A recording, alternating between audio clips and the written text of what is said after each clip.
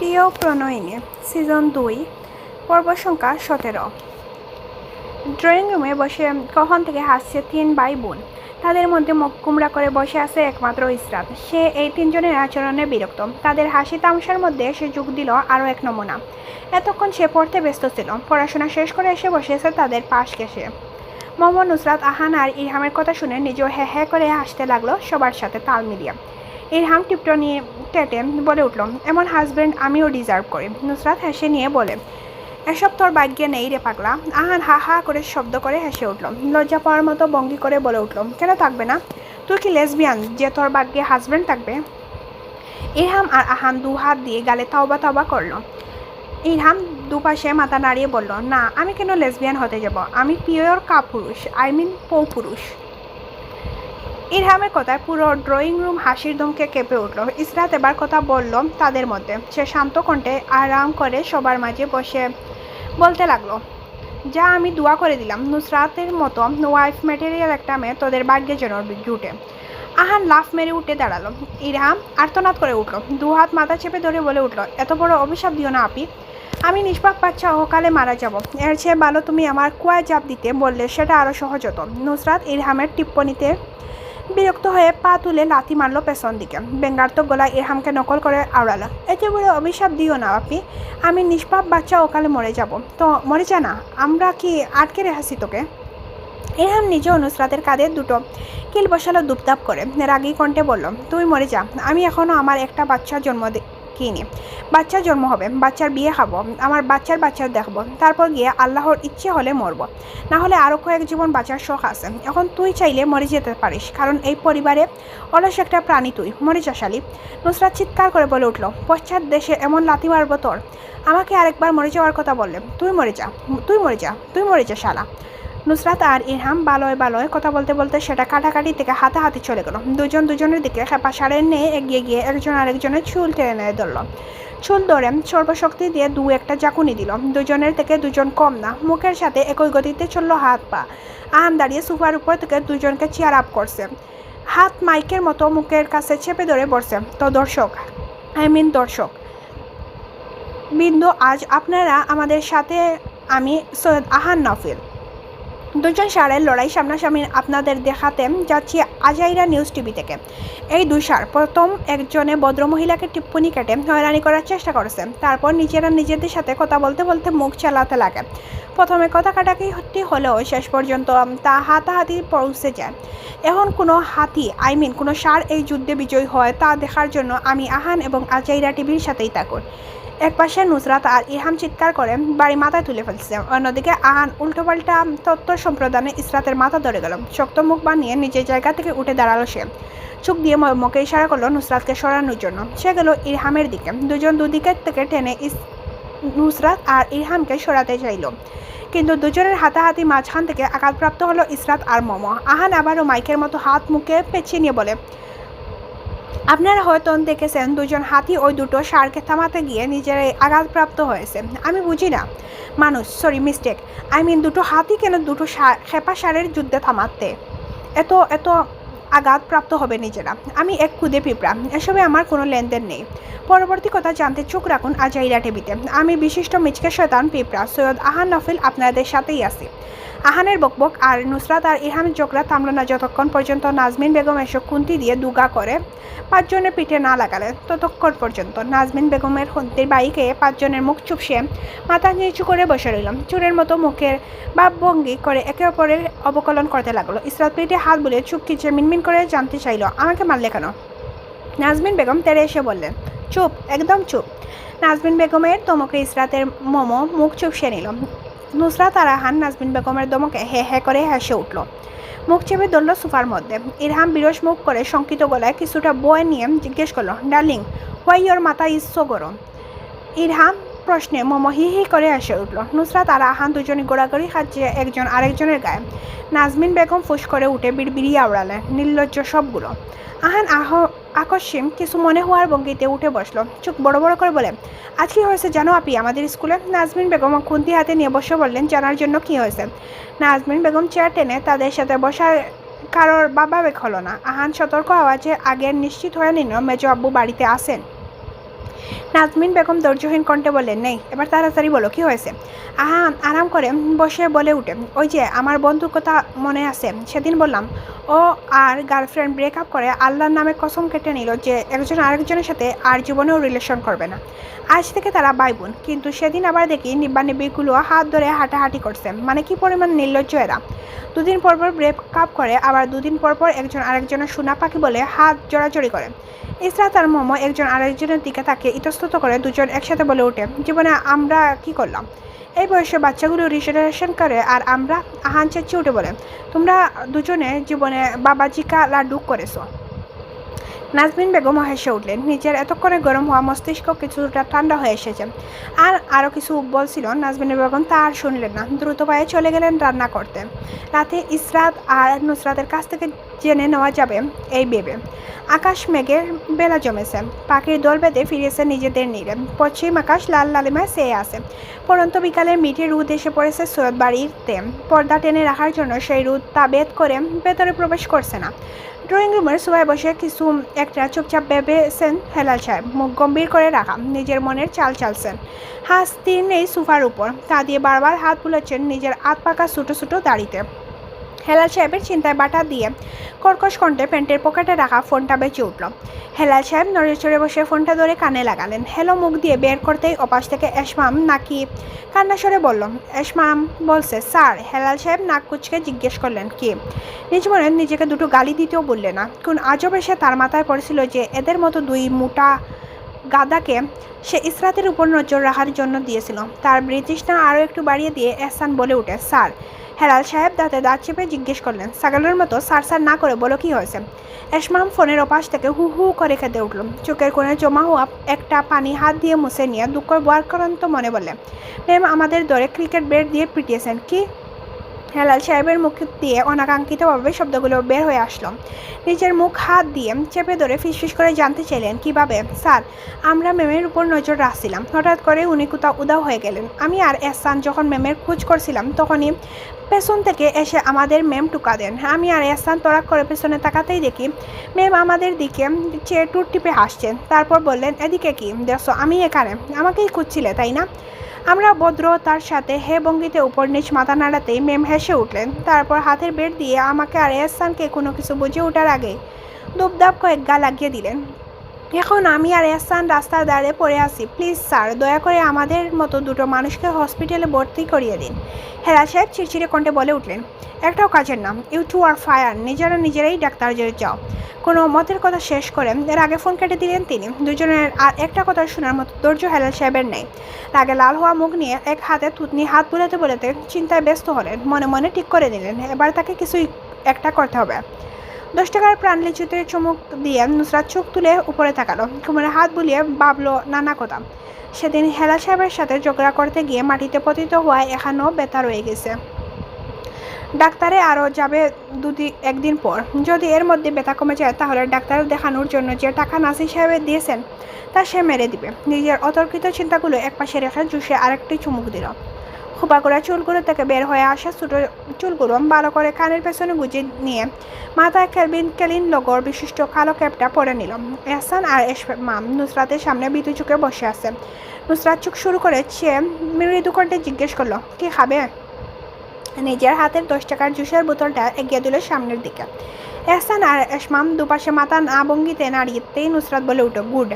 আমি চাইলেও দিতাম না, ভদ্রতার খাতিরে জিজ্ঞেস করেছি আপনাদের। তো যা বলছিলাম। কি বলছিলাম আসলে? দুজনে একসাথে বলে উঠল, কিছুই বলছিলেন না। তো বসে আসো কেন? যখন আমি কিছু বলছিলাম না। আজব মানুষ, বসে বসে আমার মুখ দেখছো কেন? যাও নিজেদের কাজে বিদেয় হও। এহসান আর এসমাম উঠে দাঁড়ালো। কিছুক্ষণ আগে বেডের বাড়ি খাওয়াতে হাঁটতে গিয়ে ব্যাগ পোহাতে হলো। পা টেনে টেনে চলে যেতেই সেখানে এসে উপস্থিত হলো ইরহাম। নিজের পকেট থেকে ফোন বের করে দিয়ে নুসরাতের উদ্দেশ্য বলল, একটা অ্যাস্থেটিক পিক তুলে দে তো। নুসরাত ফোন হাতে নিয়ে ইরহামে ঘুরিয়ে ফিরিয়ে কয়েকটা পিক তুলে দিতে দিতে বলে উঠে, নতুন ট্রেন্ডিংয়ে একটা ভিডিও আসছে, ওটা দেখেছিস? ইরহাম অবাক চোখে চেয়ে বলে উঠে, নতুন ট্রেন্ড ভিডিও এসেছে আর তুই আর আমি এখনও তৈরি করি না? এমন কি আমি জানি না? ইরহাম এগিয়ে আসতে আসতে নুসরাতকে জিজ্ঞেস করলাম, তুই আমাকে জানাসনি কেন? নুসরাত সে কথার উত্তর দিল না। মৃদু কণ্ঠে বলে উঠল, সেটা স্যার, চল ট্রেন্ডটা খেয়ে দেই। ট্রেন্ডের মাইরি বাপ করে ছেড়ে দেই আমি আর তুই মিলে। তারপর বিউ আর বিউ, আমি আর তুই বাইরাল। ইরহাম গুলগুল চুকে চেয়ে মাথা নাড়ালো। নুসরাতকে জিজ্ঞেস করলো, আগে বল কোন ট্রেনটা? নুসরাত কপাল কুচকে হালকা গলায় বলে উঠে, ওই যে হাত ঘুরিয়ে ঘুরিয়ে বলে কি যেন স্নিকার স্নিকার স্নিকার, ওয়াইফি ওয়াইফি ওয়াইফি। ইরহাম নুসরাতকে শুধরে দিয়ে বলে, স্নিকার নয় স্নাইপার, ওই একই হলো। ইরহামের হাত থেকে মোবাইলটা কেড়ে নিয়ে ঘাসের উপর দুপ করে বসে পড়ল নুসরাত ইরহামকে বসে যেতে দেখে নিজেও পাশ ঘেসে বসে পড়ল ঘাসের উপর। নুসরাত পকেট থেকে টিস্যু বের করে আনলো। ইরহাম পাশে বসে কোনো প্রশ্ন ছাড়াই চুপচাপ চেয়ে দেখলো নুসরাতের কর্মকাণ্ড। নুসরাত টিস্যুর টুকরো দু হাত দু তালুতে মনে নিজের পায়ের চতুর্থ আঙ্গুলে পরে নিল। ইরহামের পায়ের আঙ্গুলে টিস্যুর টুকরা দিয়ে গোলাকার আংটি বানিয়ে পরিয়ে দিল। তারপর মোবাইল হাতে তুলে নিল। গান বেজে উঠতেই ইরহাম ক্যামেরার দিকে পায়ের দিকে তাক করে চতুর্থ আঙ্গুল ক্যামেরার সামনে এনে দুলাতে লাগলো। ব্যাকগ্রাউন্ড বিটের সাথে মিলিয়ে নিজের গলায় গেয়ে উঠল। অতঃপর নুসরাতের পায়ের দিকে ক্যামেরা ঘুরিয়ে নিল। নুসরাত হেসে উঠল এমন ট্রেন্ডের বিনাশ করতে গিয়ে। তাই নিজেও ইরহামের মতো ব্যাকগ্রাউন্ডের বিটের সাথে মিলিয়ে পায়ের আঙ্গুল নাচাতে নাচাতে গেয়ে উঠল। ভিডিও তৈরি করে নিজেদের টিকটক আইডিতে পোস্ট করে দিল। তারপর উঠে দাঁড়াতে নিজেদের দিকে তাকে দুজনই হেসে দিল। নুসরাত এক হাতে ইরহামের কাজ জড়িয়ে নিতে নিতে বলে উঠল, একদম ট্রেন্ড হাইয়া দিছি তুই আর আমি মিলে। দেখি এবার কে বানায় এই স্নিকারের ভিডিও। ইরহাম নিজেও হেসে উঠল। নিজের হাত দিয়ে নুসরাতের কাজ জড়িয়ে ধরে হাঁটা ধরল। বাড়ির পথে যেতে যেতে দুজন দেখা হলো সৌরভীর সাথে। সৌরভীর সামনে দাঁড়িয়ে ইরহাম কথা বলতে নিলে সে পাশ কাটিয়ে চলে গেল। ইরহাম গুলগুল চোখে পিছু ফিরে চেয়ে দেখলো সৌরভীর মুখ ঘুরিয়ে চলে যাওয়া। নুসরাত দিকে ঘুরে মলির মুখে জিজ্ঞেস করলো, ও আমার সাথে কথা বললো না কেন? নুসরাত দুকাত জায়গা দুপাশে মাথা নাড়িয়ে সে জানে না। অতঃপর ইরহামের পেটে হাত বুলিয়ে দিয়ে বলে ওঠে, কথা না বলে তোর তো কোনো সমস্যা হওয়ার কথা না। কোনো সমস্যা হচ্ছে কি? ইরহাম নুসরাতের প্রশ্ন তো চাহনি দুপাশে মাথা নাড়ালো। মনের মুখে মিনমিন করে বলতে লাগলো, তেমন কিছু না, এমনি জিজ্ঞেস করছি। ইরহাম কথার উত্তর দিয়ে সামনের দিকে চুপচাপ হাঁটতে লাগলো। নুসরাত শুধু তীক্ষ্ণ চোখে লক্ষ্য করলো ইরহামের হঠাৎ করে মুখ কালো করে না। যে থেকে আর কোনো কথা বলতে গেল না ইরহামের সাথে তাল মিলিয়ে হাঁটতে হাঁটতে কিছু একটা ভেবে মুখ অন্ধকার হয়ে আসলো তার। হেলাল সাহেব পেছনে হাত বেঁধে অনেক পায়চারি করার পর শেষ পর্যন্ত মাথায় একটা বুদ্ধি খেলো গেল। জীবনে সর্বপ্রথম ভুল ছিল ওনার মহরুম বাবার সিদ্ধান্তের বিরুদ্ধে যাওয়া, আর দ্বিতীয় ভুল ছিল এই দুই গাদাকে ইসরাতার পেছনে লাগানো। কতটা টাকা খরচ হয়ে গেল এই কাজ করতে গিয়ে। চিন্তা করতে করতে সিঁড়ি বেয়ে উঠে গেলেন তিনি। নিজের রুমে না গিয়ে অগ্রসর হলেন আরশের রুমের দিকে। দরজা ঠেলে ভেতরে ঢুকতেই নাকে এসে লাগলো পুরুষালী পারফিউমের সুগন্ধ। ধীরে ধীরে প্রবেশ করতে দেখলেন সোফার উপর কাপড়ের স্তূপ রাখা। একইভাবে বিছনার উপর হুডি, ডেনিম জ্যাকেট, ওভারসাইজ টি শার্টগুলো আগুসালে ফেলে রাখা। হেলাল সাহেব আরশের ট্রলির চেইন খুলে নিলেন। ট্রলি ভর্তি হাত গড়ি। আরশের উপর একটু বিরক্ত হলেন হেলাল সাহেব। এই মাথা মোটা লাগেজ ভর্তি শুধু গড়ি নিয়ে আসতে। নাক কুচকে নিয়ে বিছনার উপর হাত দিয়ে হাতালেন। নিজের প্রয়োজন মাফিক জিনিসগুলো নিয়ে রুম থেকে আলগুছে বের হয়ে আসলেন। আসতে আসতে দরজা লক করতে ভুললেন না। নিজের রুমে ঢুকে উচ্চ শব্দে নিজের স্ত্রীকে ডেকে উঠলেন। লিপি বেগম মৃদুকণ্ঠে জবাব দিলেন, আসছি। শীতকাল কেটে গেল। লিপি বেগম এসে রুমে প্রবেশ করলেন। রুমের দরজা হালকা লাগিয়ে দিয়ে সামনে তাকাতেই একজন অপরিচিত ব্যক্তিকে দাঁড়িয়ে থাকতে দেখলেন। মুখ দিয়ে বের হয়ে আসলো আত্মচিৎকার। ভয় পেয়ে রুমে দৌড় দিয়ে বের হতে যাবেন। হেলাল সাহেব লিপি বেগমের হাত চেপে ধরলেন। ফলকাটার ছুরি চেপে ধরলেন লিপি বেগমের গলায়। লিপি বেগম চোখ বড় বড় করে কাঁদো কাঁদো কণ্ঠে জিজ্ঞেস করলেন, কে আপনি? আমার হাজব্যান্ড কোথায়? হেলাল সাহেব কোথায় উত্তর দিলেন না। হাতের ছুরি আর একটু দাবিয়ে ধরলেন লিপি বেগমের গলায়। লিপি বেগম বিরস মুখে বয়ে ডুব গিলে নিয়ে পেছন সরে গেলেন। পায়ের সাথে পা বেজে ধাক্কা খেলেন দেওয়ালের সাথে। শঙ্কিত হওয়া চেহারায় বলে উঠলেন, দয়া করে ছেড়ে দিন, আমি কি করেছি? আর আমার স্বামী বা কোথায়? হেলাল সাহেব স্ত্রীর বয়ে শঙ্কিত হওয়া চেহারা দেখে হা হা করে হাসলেন। হাতের ছুরি ছুঁড়িয়ে ফেলতে ফেলতে মুখ থেকে কালো ওয়ান টাইম মাস্ক খুলে নিলেন। চোখ ছোটো ছোটো করে লিপি বেগমের উদ্দেশ্যে বললেন, নিজের স্বামীকে চিনলে না লিপি? আজ গিয়ে প্রমাণ হয়ে গেল 30 বছরের এই সংসারে তুমি আমাকে এখনও ভালো করে চিনতেই পারোনি। কি বয়টাই নাই ছিল তোমার চুগে? লিপি বেগম যখন বুঝলেন এতক্ষণ যাকে অপরিচিত আগন্তুক ভেবেছিলেন সে আর কেউ নয়, তার স্বামী, তখন মেজাজ চড়ে গেল দপদপ করে। তাতে দাঁত চেপে স্বামীর বেশাবুতো দেখলেন। গলবিলে তিতা কথা চেপে ঠাট্টা করে জানতে চাইলেন, এমন কার্টুন সেজেছেন কেন? হেলাল সাহেব স্ত্রীর দিকে তেরসা চুকে তাকালেন। আয়নার সামনে দাঁড়িয়ে আকপিস দেখতে দেখতে বললেন, কোথায় কার্টুন লাগছে? ভালোই তো লাগছে। আবারও আয়নার সামনে দাঁড়িয়ে চুলে হাল বুলাতে বুলাতে বললেন, আরশের কাপড়ে একটু বেশি হ্যান্ডসাম লাগছে মনে হচ্ছে। লিপি বেগম কথা বললেন না, দাঁত চাপে দাঁড়িয়ে হাতের মুঠোয় কাপড় একদলা চেপে ধরলেন। নিজেকে স্বাভাবিক রাখার বৃথার চেষ্টা করে জিজ্ঞেস করলেন, এই নাটক সাজছেন কেন? হেলাল সাহেব চুল ভালো করে সেট করে নিলেন, গায়ে পারফিউম ভালো করে, মুখে একটু লোশন লাগিয়ে নিলেন, ডেনিম জ্যাকেটের কলার ঠিক করে নিয়ে মাথায় ব্যাকেট হেড পরে নিলেন। ডেনিম জ্যাকেটের বোতাম টেনে লাগাতে পারলেন না। স্ত্রীর উদ্দেশ্যে বললেন, সামান্য পেটু উঁচু হওয়ায় বোতামগুলো লাগছেই না। লিপি বেগম তাচ্ছিল্য করে হেসে উঠলেন। হেলাল সাহেবের উদ্দেশ্য করে বললেন, সামান্য পেট উঁচু? হাসালেন আপনি, তাহলে কি বেশি উঁচু হয়ে গেছে? হেলাল সাহেব মাস্ক পরে নিয়ে উদ্বেগপূর্ণ কণ্ঠে জিজ্ঞেস করলেন। লিপি বেগম নিরর্থক অভিমত পোষণ করলেন। হেলাল সাহেব আবারও স্টাইল করে একটা ব্যাগ কাঁধে ঝুলিয়ে নিয়ে স্ত্রীকে জিজ্ঞেস করলেন, আজকে একটু বেশি হ্যান্ডসাম লাগছে, তাই না? লিপি বেগম নাক কুচকালেন, টুট ব্যাঙ্গার তো হাসি ঝুলিয়ে বলে উঠলেন, জি, অনেক বেশি হ্যান্ডসাম লাগছে আপনাকে। হেলাল সাহেব রুম থেকে বের হতে হতে বলে উঠলেন, শেষ পর্যন্ত স্বীকার করলে আমি এখনও হ্যান্ডসাম? হাহ, আমাকে হিংসা করো, তা কি আমি বুঝি না? যতই হিংসা করো লিপি, আমার মতো হ্যান্ডসাম হতে পারবে না। লিপি বেগম অতিষ্ঠ হয়ে গেলেন নিজের স্বামীর এমন ব্যবহারে। টিপকুনি কাটে অকিকুটার প্রশস্ত করে স্বামীর পিছু পিছু রুম থেকে বের হয়ে আসতে আসতে জিজ্ঞেস করলেন, আপনার মতো কে হতে চায়? আমার বইয়েই গেছে আপনার মতো হব বলে। হেলাল সাহেব হেসে উঠলেন, সিঁড়ি বেয়ে বড় বড় পা ফেলে নামতে নামতে বলে উঠলেন, হ্যাঁ হ্যাঁ, আমি সবই জানি। হিংসা করো আমাকে এই রূপের জন্য। যৌবনকালে আমাকে বিয়ে করার জন্য তুমি দেওয়ানা ছিলে, আর আজ আমাকে মোটা বলে অপমান করছো। ভালো হয়ে যাও লিপি, ভালো হতে টাকা লাগে না। লিপি বেগম কোনো শব্দ বের করার আগেই হেলাল সাহেব বাড়ি থেকে বের হয়ে গেলেন। পেছন থেকে চেঁচানো স্বর এলো লিপি বেগমের। তিনি জিজ্ঞেস করছেন, আরে কোথায় চেঁচছেন সেজে গুজে, সেটা তো বলে যাবেন। হেলাল সাহেব পুরুষালী গম্ভীর কণ্ঠস্বর ভেসে এলো বাড়ির বাহির থেকে, তোমার জন্য একজন সুন্দরী সত্যিনের ব্যবস্থা করতে চাচ্ছি। নুসরাত আর নাসির সাহেব ইসরাতের বারান্দা বসে চায়ের আড্ডা দিচ্ছেন। দুজনে চায়ের আড্ডা জমে উঠেছে এতক্ষণে।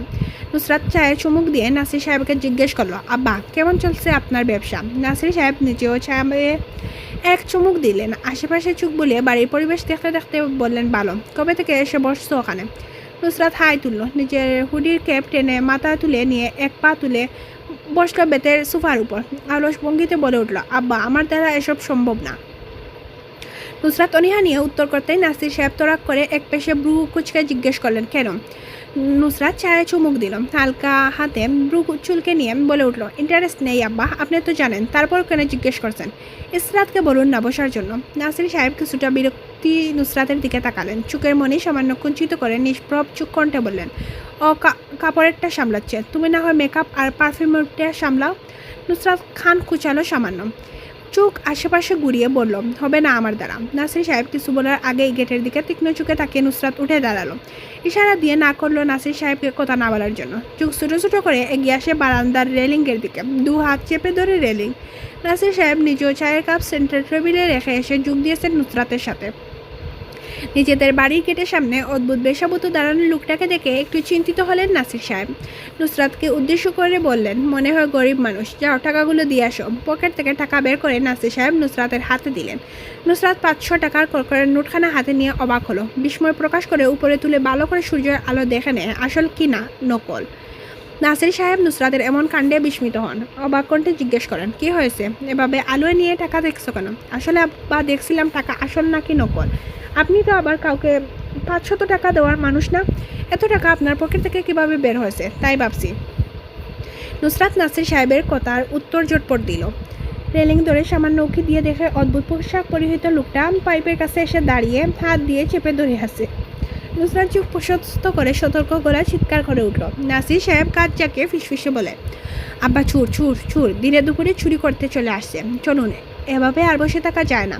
চুরকে আপনি 500 টাকা দিতে যাচ্ছেন, আর চুর আপনার বাড়ি লুটপাট করতে চলে আসছে। আজ একটা চুরকে উচিত শিক্ষা দিতেই হবে। নুসরাত টেনে নিয়ে গেল নাসির সাহেবকে নিজের সাথে। বাড়ি থেকে বের হতে হতে মাঝারি সাইডের দুটো লাঠি হাতে নিয়ে নিল সে। সতর্কতার সহিত বাড়ি থেকে বের হয়ে আসলেন নাসির সাহেব সাথে নুসরাত। নাসির সাহেবকে নুসরাত চোখ দিয়ে ইশারা করতেই নাসির সাহেব লাফ দিয়ে গিয়ে লোকটার গলা চেপে ধরলেন নিজের হাতের বাজে।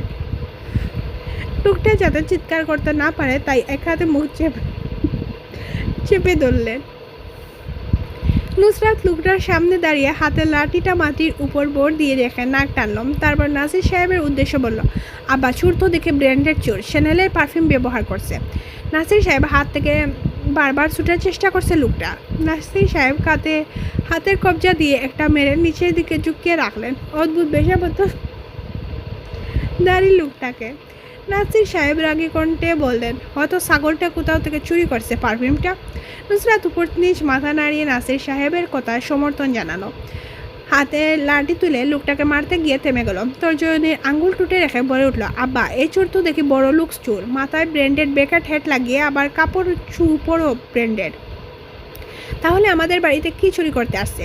নুসরাত লাঠি দিয়ে মাটি আঘাত করতে করতে ভাবতে লাগলো। তারপর তোরা করে বলল, আপনাকে নয়তো। নাসির সাহেব আরেকটা কিল মারলেন লোকটার পিঠে, যাতে নড়াচড়া করতে না পারে লোকটা। নুসরাতের কথায় অট্ট হাসি দিয়ে নুসরাতকে প্রশ্ন করলেন, আমাকে কেন চুরি করতে আসবে? নুসরাত চোরকে বেশি লাফঝাপ করতে দেখে লাঠি তুলে ধীরে একটা বাড়ি বসালো চোরের হাতে। তেমন একটা জোরে বসালো না। নাসির সাহেব এখনও শক্ত করে চেপে ধরে রেখেছেন লোকটাকে। নুসরাত কপালে বাজ ফেলে বলল, হয়তো আপনাকে কিডন্যাপ করে আপনার সকল সম্পত্তি নিজের নামে লিখিয়ে নেবে। নুসরাতের কথা নাসির সাহেব অষ্ট হাসিতে ফেটে পড়লেন। লোকটা নিচের দিকে আর একটু ঝুঁকিয়ে চেপে ধরে বাসন দেওয়ার নেই বলে উঠলেন, আরে না, আমার সম্পত্তির ব্যবস্থা আমি করে রেখেছি। আমি মরে গেলেও আমার সম্পত্তি তুমি আর ইসরাত ছাড়া কেউ পাবে না। নুসরাত লোকটার গায়ে আস্তে করে আর একটা বাড়ি দিল। নাসির সাহেব চিরচির কণ্ঠে নুসরাতের উপর বিরক্ত হয়ে বলতে লাগলেন, কি এত ধীরে মারছো কেন? এই চোরটাকে জুড়ে বাড়ি দাও, যাতে আর কারোর বাসায় গিয়ে দিনে দুপুরে চুরি করার সাহস করে না। নুসরাত মূল্যায়ন কণ্ঠে বলে ওঠে, আব্বা দেখতে তো বুড়োর মতোই লাগে, তাই আমি একটু আস্তে ধীরেই বাড়ি দিচ্ছি, আপনি লাগিয়ে দেন 2-4টা। আমি এবার উত্তেজনায় বসে দুগা লাগালে বুড়োটা একদম পগার পার হয়ে যাবে। নুসরাত হাত দিয়ে দেখালো মরে যাবে, তারপর হাত উপরে তুলে আকাশের দিকে আঙ্গুল তাক করলো। নাসির সাহেব নুসরাতের কথা শুনে সর্বোচ্চ শক্তি লাগিয়ে একটা খুশি মারতে নেবেন। নুসরাত বলে উঠল, আব্বা থামেন, আগে ছোট্টার মুখ দেখানে। কে এই চোর যে আমার আর আপনার মতো সাহসী জোগরাটু লোকের বাড়িতে দিনে দুপুরে ডাকাতি করতে আসে? আমাদের বিষয়ে এই বুড়োকে কি কেউ জানায়নি? নুসরাত লাঠি দূরে ছুঁড়ে ফেলে লোকটার সামনে এসে দাঁড়ালো। এক জাটা দিয়ে লোকটার মুখ থেকে তাবা মেরে খুলে নিল বেকেট হেডটা। এতক্ষণ লোকটার চোখ বেকেট হেডের আড়ালে ডেকে থাকলেও এবার তার দৃশ্যমান হয়ে গেল। নুসরাত লোকটার চোখের দিকে না তাকিয়ে নাসির সাহেবের দিকে তাকিয়ে বলে, আব্বা এ বেটার মাথা দেখতে আপনার বিদেশি ফিরত আম্বানি বুড়ো ভাইয়ের মতো মনে হচ্ছে। নুসরাত নাসির সাহেবের কথা বলতে বলতে লোকটার মুখ থেকে টেনে হিঁচড়ে বাক্স খুলে নিয়ে আসলো। নাসির সাহেবের দিকে চোখ ফিরিয়ে আনতে আনতে বলল, দেখি শোনা চান, তোমার সোনা মুখটা দেখি, কত বড় সাহস তোর। আমি নুসরাত নাসির এই বাড়িতে উপস্থিত থাকতে তোর চুরের এত সাহস যে আমাদের বাড়িতে ঢুকে চুরি করার দান্দা করছ? নুসরাত মাছের মতো হা করে চেয়ে রইল লোকটার দিকে। নাসির সাহেব নুসরাতের কথা বলতে বলতে মন করে থেমে যেতে দেখে অবাক হলেন। ফিকে হয়ে যাওয়া কণ্ঠে জিজ্ঞেস করলেন, কি হয়েছে? এরকম তোমার মুখ চুপসে গিয়ে হা হয়ে গেল কেন? নুসরাত কথার উত্তর দিল না। বেটকানুমার কাছে নিয়ে চেয়ে রইল সামনের দিকে হা করে। নাসির সাহেব লোকটার পেছানো গোলা ছেড়ে দিয়ে সামনে আসতে আসতে নুসরাতকে ধাক্কা দিয়ে বললেন, দেখি তো সরো তো, এমন হা করে আসিস কেন? কার এমন মুখ দেখলো? নাসির সাহেব নিজেও থমকে গেলেন। নিজের বড় ভাইকে নিজের সামনে দেখে চিৎকারের জন্য থমকালেন। জিব্বার ডোকায় থাকা কথাগুলো মিলিয়ে গেল নিমিষেই। হেলাল সাহেব রাগে কর্মর করে ক্ষুদ্র চোখে দুজনের দিকে তাকিয়ে আসেন। নুসরাত ডুব গিলেন নিজের হা করা মুখ বন্ধ করে নিল। জিব্বা দিয়ে টুট মুছে নাসির সাহেবের দিকে ফিরে তাকালো। নাসির সাহেবও একই সময় নুসরাতের দিকে অপ্রস্তুত ভঙ্গিতে তাকিয়েছেন। বাপ মেয়ে একসাথে দুজনের দিকে তাকিয়ে থেকে মাথা নাড়ালো। নুসরাত ইশারা করলো নাসির সাহেবকে আগে কেটে পড়ার জন্য। তাই নাসির সাহেব আলগুসে হেলাল সাহেবের লাল হয়ে যাওয়া চোখের দিকে এক পলকে নিয়ে বড় বড় পদক্ষেপ বাড়ির দিকে চলে গেলেন। নুসরাত মনে মনে নিজেকে বলল, পালা নুসরাত পালা। হেলাল সাহেবের দিকে চোখ বুলাতে শুদ্র মুখে রাগের প্রতিফলন দেখালো। চোখের উপর তুলতে চোখে হলো রক্তবর্ণের চোখগুলোর সাথে। নুসরাত নাসির সাহেবের পেছন থেকে প্রশস্ত গলা চিৎকার করে ডেকে উঠল, আব্বা ও আব্বা, আমাকে একা রেখে আপনি পালাচ্ছেন? আমাকে নিয়ে যান, আমি নিষ্পাপ বাচ্চা কি করেছি? নিজের বাচ্চা আমাকে এভাবে একা ফেলে রেখে যেতে আপনার বিবেক নাড়া দিল না? নুসরাত উচ্চ শব্দে চেঁচিয়ে উঠে হেলাল সাহেবকে না দেখার ভঙ্গিতে পাশ কাটিয়ে দৌড় মার সামনের দিকে চলে গেল।